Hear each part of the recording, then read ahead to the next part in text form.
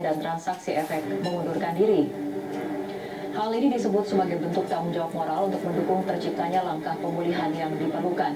OJK menegaskan bahwa proses pengunduran diri ini tidak mempengaruhi pelaksanaan tugas, fungsi, dan kewenangan OJK dalam mengatur, mengawasi, serta menjaga stabilitas sektor jasa keuangan secara nasional.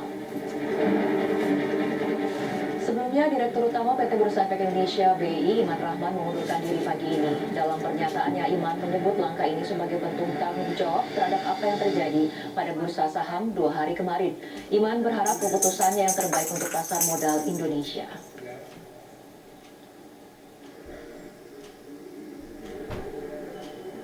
Ya, tentunya itu sudah diatur di anggaran dasar di Bursa Efek Indonesia dan ini masih dalam proses. Ya.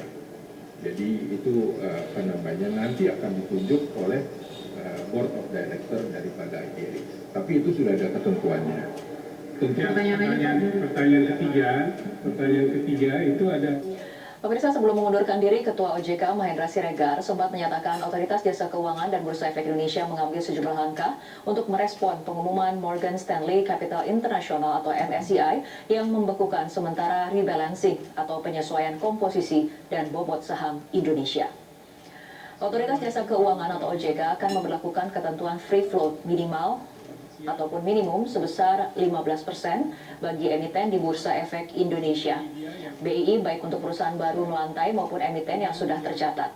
Keputusan ini dilakukan sebagai salah satu reformasi pasar modal setelah sebelumnya MSCI memutuskan membekukan indeks Indonesia karena transparansi free float dan kepemilikan saham emiten.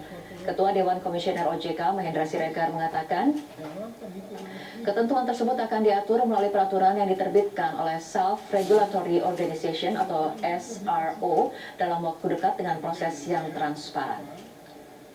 Terima kasih. Wassalamualaikum warahmatullahi wabarakatuh. Salam. Kecualikan investor dalam kategori corporate dan others dalam perhitungan free float dengan kemudian mempublikasikan kepemilikan saham di atas dan di bawah 5% untuk setiap kategori pemilikan tadi itu.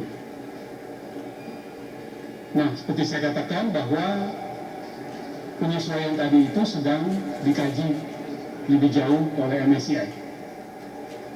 Tapi yang kami ingin sampaikan pada kesempatan ini adalah apapun respon dari MSCI terhadap hal tadi, kami akan memastikan bahwa kemudian penyesuaian lebih lanjut jika diperlukan akan dilaksanakan sampai final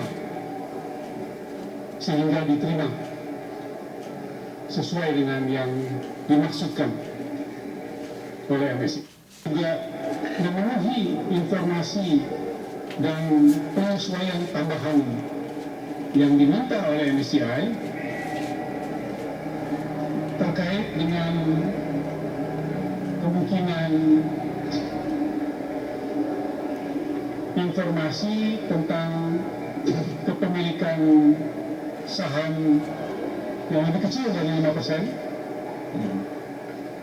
yang juga disertai dengan kategori investor serta struktur kepemilikannya. Kami komit akan melakukannya sesuai dengan best practice internasional. Jadi ini permintaan tambahan.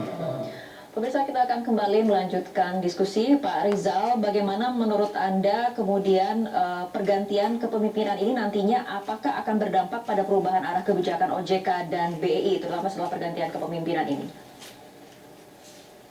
Ya, saya kira mungkin kalau arah kebijakan tidak secara ini ya signifikan ya perubahannya, tapi yang pasti kan pasti akan berdampak ya ke sentimen dan volatilitas market yang itu justru harus segera diantisipasi ya dengan beberapa pengambilan keputusan yang cepat ya. Karena pengunduran diri ini kan menunjukkan kepercayaan dan persepsi tata kelola akhirnya ya di pasar.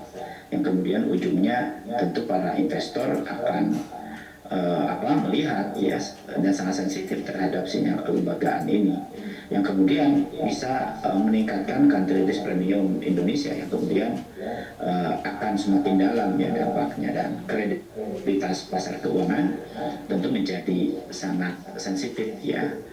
Nah, untuk itu maka pengunduraan diri ini bukan krisis ekonomi, tapi memang ujian kredibilitas kelembagaan gitu ya. Dan negara harus segera mengelola transisi ini yang menentukan apakah dampaknya hanya sebatas jangka pendek gitu ya, gejolaknya, atau berubah menjadi tekanan kepercayaan yang lebih dalam. Nah, itu harus segera. Makanya keputusan yang harus segera diambil oleh pemerintah itu adalah tadi saya kira profil teknokrat pasar yang independen itu menjadi penting. Jadi jangan mencari figur penyelamat yang populis, tapi adalah orang yang punya kredibilitas secara teknis, secara teknokratis, dan kuat secara kelembagaan. Itu saya kira yang paling penting gitu. Karena itu yang sekarang dibutuhkan ya, profesionalitas dengan rekam jejak yang panjang, pengawasan keuangan, manajemen risiko, stabilitas sistem ya, baik di internal OJK atau Bursa Efek Indonesia ya, yang memang dia bersih senior ya, kemudian memiliki peran yang cukup panjang di regulasi dan institusi keuangan dan reputasinya kuat ya. Agar apa ya, pasar menjadi tenang. Ya, jadi kalau misalnya apakah akan ada arah yang saya kira ya itu dia harus dicari itu ada bagaimana cepat mengganti gitu ya dengan profesional, akuntabel, meritokrasi, dan kemudian tidak memiliki konflik kepentingan politik atau bisnis gitu ya, dan betul-betul memahami mekanisme pasar secara dalam.